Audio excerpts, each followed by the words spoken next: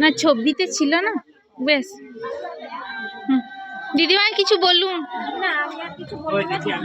হ্যাঁ হ্যাঁ তাহলে জিতুদা বলবে। হ্যাঁ কিছু বলুন। হ্যাঁ ঠিক আছে আপনি বলুন। হ্যাঁ ঠিক আছে। হ্যাঁ আজকে আমাদের এই মোলডাঙ্গাতে আমাদের কলকাতার দিদিভাই এসে আমাদের কয়েকজন মাকে দিতে পেরেছেন শাড়ি এবং একটি সামান্য কিছু খাবার।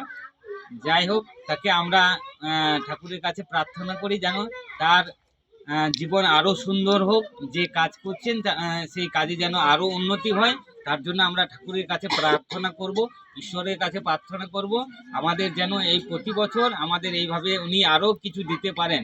তার জন্য আমরা তাকে ঈশ্বরের কাছে প্রার্থনা করি তার জীবন আরও সুন্দর হোক, আর ব্যবসাটা যা কিছু উনি কাজ করছেন সেটা যেন আরও উন্নতি হোক, এটাই প্রার্থনা করি ঠাকুরের কাছে। এই বলে আমি আমার বক্তব্য শেষ করছি।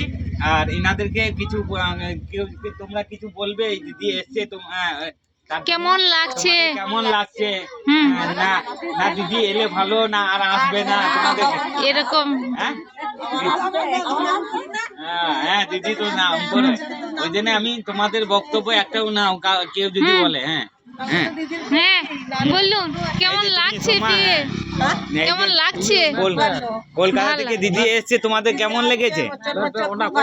হ্যাঁ এই যে এই আবার যেন পরের বছর আবার দেয়, আবার দিচ্ছে ব্লাউজ, দেখছেন আরো ভালো হলো। হ্যাঁ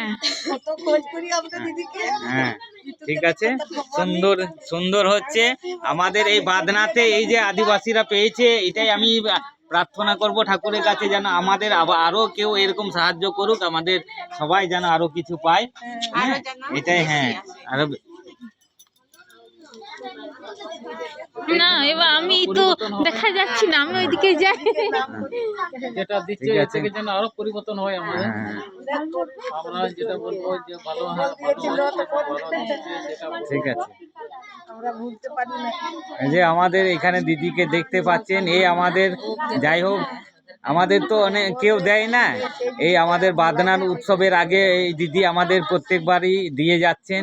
আমরা তাকে অনেক অনেক আশীর্বাদ করি, আরো যেন উন্নতি হয়, আমাদের যেন আরো কিছু দিতে পারেন দিদি।